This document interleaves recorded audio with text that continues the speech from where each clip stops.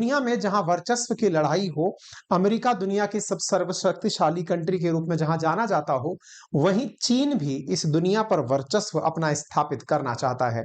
और इसको स्थापित करने के लिए जहां यह अपने द्वारा सलामी स्लाइसिंग के माध्यम से बहुत सारे देशों की बाउंड्री को अपनी बाउंड्री बताने लगा है या उनके अंदर कब्जे करने लगा है, ठीक उसी तर्ज पर इसके द्वारा एक और कार्यक्रम दुनिया में अपनी छाप छोड़ने के लिए वर्ष 2013 में शुरू किया गया, जिसका नाम था बेल्ट एंड रोड इनिशिएटिव। आपको याद होगा कि चाइना के द्वारा बेल्ट एंड रोड इनिशिएटिव का 10 साल पूरा होने जा रहा है। साथियों, 2013 में जब शी जिनपिंग के द्वारा इंडोनेशिया की यात्रा की गई थी, उस समय पर बेल्ट एंड रोड इनिशिएटिव का आइडिया लाया गया था। आज उस घटना के 10 साल पूरे हो रहे हैं और उसी अवसर पर दुनिया के 10 देश एकत्रित हो रहे हैं। उन 10 देशों में पाकिस्तान के भी राष्ट्राध्यक्ष गए हैं, तो श्रीलंका के भी राष्ट्राध्यक्ष गए हैं। तो दुनिया को तालिबान ने जाकर चौंका दिया है। इन सभी बातों के बारे में विस्तार से चर्चा करेंगे, क्योंकि भारत के अधिकतम जो पड़ोसी हैं वो चाइना के पास जाकर बैठ गए हैं। इसके क्या मायने भारत के लिए निकलेंगे। चाइना का बेल्ट एंड रोड इनिशिएटिव की अगर बात करें तो असल में ये शुरुआत होती है सिल्क रूट से। सिल्क रूट जो 206 ईसा पूर्व से लेकर 220 ईसा पूर्व में चीन के हान राजवंश का एक रूट माना जाता है, जिसमें कहा जाता है कि चीनी साम्राज्य उत्तर से लेकर के पश्चिम तक, जिसके माध्यम से पूरब से लेकर पश्चिम को जोड़ता था, उस रूट को सिल्क रूट कहा जाता था। मतलब ऐसा कहते हैं कि चीनी राजवंश जो है वो अपने द्वारा बहुत सारे कीमती पत्थर, कीमती सिल्क के सामान, मसाले, हरे पत्थर जैसी चीजें जो हैं वो चीन से होकर के रास्ते रास्ते कुछ इस प्रकार से होकर के जियान, जिजुआन, जुजुआंग, काशगर, समरकंद, तेहरान, बगदाद, इस तरह से होते हुए यूरोप में भेजा करता था। उसी रूट को रिवाइव करने के लिए जब माओ जेडोंग की सत्ता आई और माओ जेडोंग के बाद में चीन के अंदर सत्ताएं बदलते हुए डेंग शियांगपिंग की सत्ता आई, तब चीन को फिर से इकोनॉमिकली रिवाइव करने की बातें होने लगी। 2013 में जब शी जिनपिंग आए तब उन्होंने बेल्ट एंड रोड इनिशिएटिव नाम का एक प्लान दिया, जिसमें दुनिया को कहा गया कि रेल, सड़क और समुद्री मार्ग के माध्यम से अब दुनिया को जोड़ा जाएगा। ऐसी स्थिति में भारत के आसपास के तमाम बंदरगाह, तमाम प्रकार के हवाई अड्डे, उन पर कई प्रकार की चेक पोस्ट स्थापित करने की बात की गई। शी जिनपिंग द्वारा 2013 के अंदर कजाकिस्तान और इंडोनेशिया के दौरे पर इस बात की घोषणा की गई और इसमें उन्होंने दो अपने पर्टिकुलर मेन उद्देश्य बताए, जिनमें पहला था सिल्क रूट इकोनॉमिक बेल्ट और दूसरा था मैरीटाइम सिल्क रोड। इन दोनों के माध्यम से ही शी जिनपिंग के द्वारा कहा गया कि वे दुनिया पर अपना राह या दुनिया तक सामान पहुंचाने के लिए एक राह देने जा रहे हैं। और इसी दौर में दो रास्ते बनकर आए, जिनमें से एक कहा गया सिल्क रूट इकोनॉमिक बेल्ट और एक था मैरीटाइम सिल्क रूट। इनमें से जो जो ये रूट था, जिसको आप लोगों ने कहा कि सिल्क रूट इकोनॉमिक बेल्ट, ये रास्ता शुरू हो रहा था जमीन के माध्यम से, वहीं दूसरी तरफ मैरीटाइम सिल्क रूट जो है वो समुद्र के माध्यम से शुरू होता हुआ एक रास्ता दुनिया को सुझाया गया था।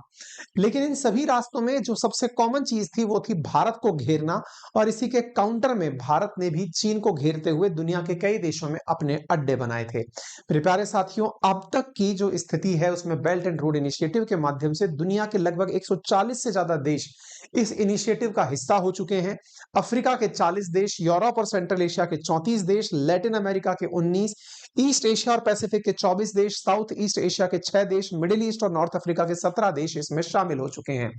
चीन के द्वारा इन देशों को आर्थिक मदद भी दी जाती है, अपना कर्जा भी दिया जाता है और कर्जे के अंदर इनको फंसाने की भी कोशिशें की जाती हैं।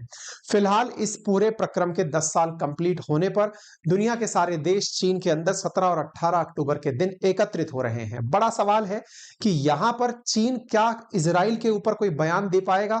तो देखिए, चीन की तरफ से पहले भी बयान आ चुका है इजराइल के मामले में, और उनका कहना था कि अपना डिफेंस करना अच्छी बात है, लेकिन दूसरे पर अटैक करना गंदी बात है। तो एक तरह से इन्होंने, चीन ने इजराइल मामले में हमास के प्रति अपनी नजरिया दिखा दिया कि भाई हम हमले का तो विरोध करते हैं, लेकिन दूसरे को मिटा देने का भी हम विरोध करते हैं। चीन में फिलहाल दुनिया भर के राष्ट्राध्यक्ष पहुंच चुके हैं, लेकिन भारत को लेकर जो आपके मन में क्यूरियोसिटी है कि भारत क्यों नहीं है, तो इसके पीछे का बड़ा कारण है कि इनका belt and road initiative Bharat के ही कश्मीर वाले उस क्षेत्र से गुजरता है जिस पर पाकिस्तान ने अनाधिकृत रूप से कब्जा किया हुआ है। पाक ऑक्यूपाइड कश्मीर से होकर चाइना पाकिस्तान इकोनॉमिक कॉरिडोर गुजरता है, जिस कारण से भारत इसका विरोध करता है। दुनिया भर के विभिन्न राष्ट्र अध्यक्ष यहां पर पहुंचे हैं। तालिबान तो बहुत कुछ लेने पहुंच गया है, सबको चौंका दिया है तालिबान ने BRI रोड इनिशिएटिव के इस काम में पहुंच करके। ऐसा क्यों है? क्योंकि चीन के द्वारा बेल्ट एंड रोड इनिशिएटिव में तालिबान को आमंत्रित किया गया है। अब आपको दिमाग में यह सवाल बनना होगा कि तालिबान को तो अभी तक किसी ने मान्यता ही नहीं दी है, तो फिर ये कैसे पहुंच गए? सोचकर देखिए, दुनिया के 130 देशों के इस समूह के अंदर तालिबान भी होगा, जो कि अपने आप में अफगानिस्तान का प्रतिनिधित्व करेगा। ऐसी स्थिति में बड़ा सवाल यह है कि चीन ने तालिबान को क्या मान्यता दे दी है? तो असल मायने में कहा गया है कि चाइना पाकिस्तान ने एग्री करके तालिबान को इनवाइट किया है। इसके पीछे का बड़ा कारण क्या है? चीन के द्वारा तालिबान के जो खजाने हैं, उनके ऊपर सबसे ज्यादा नजर रखी गई है। इसी के चलते हुए शी जिनपिंग आने वाले समय में $1 ट्रिलियन के प्रोजेक्ट इसके माध्यम से अनाउंस कर सकते हैं, ऐसा लोगों का मानना है। आने वाले समय में इस तरह की चीजें अब दी जा सकती हैं। हालांकि आपको याद होगा कि चीन के इन प्रोजेक्ट से धीरे धीरे लोगों के अंदर डेट ट्रैप, यानी कि कर्जा लेने के बाद उसे ना चुका पाने पर जो स्थिति बनती है, उसकी भी परेशानियां काफी देखी गई हैं। चाइना के अधिकांश देश जो इससे कर्जा लेकर बैठे थे, वो सब कर्ज के जाल में फंस चुके हैं, अपने अपने हिस्सों को किसी ना किसी प्रकार से दे चुके हैं। लेकिन ऐसी स्थिति में भी चाइना के द्वारा इसका आयोजन किया जाना और उसमें पुतिन का पहुंच जाना लोगों का बड़ा ध्यान आकर्षित करता है। पुतिन G20 में हाजिर नहीं हुए थे, लेकिन वो इस इनिशिएटिव वाली जगह पर पहुंच गए हैं। इससे बड़े सवाल खड़े होते हैं। लेकिन यहां पर जानने योग्य बात होगी कि यहां पर भारत के पास पुतिन ना आने का बड़ा कारण था, क्योंकि उसमें अमेरिका और उनके सहयोगी मित्र भी आए थे। लेकिन जब फिलहाल इस प्रकार की मीटिंग हो रही है, तो इसमें अमेरिका नहीं जा रहा है बेल्ट एंड रोड इनिशिएटिव में। तो ऐसी स्थिति में जब अमेरिका जैसे देश या उसके सहयोगी देश नहीं जाएंगे, तो पुतिन यहां पर अपने आप को काफी फ्री फील करेंगे, और इसीलिए वो यहां पर पहुंचने की बातें हो रही हैं। तो उम्मीद है कि चाइना के द्वारा किया जा रहा यह प्रयास आपको समझ में आ रहा होगा।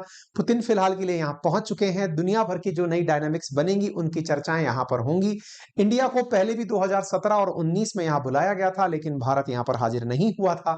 फिलहाल के लिए इंडिया फिर से इस जगह जाने से इनकार कर दिया है, और तैयारी है हमारी कि आने वाले समय में हम भी दुनिया को इसका एक ऑल्टरनेट देंगे। फिलहाल के लिए इतना ही। अगर आपको ये जानकारी पसंद आई हो, सभी साथियों से साझा करें।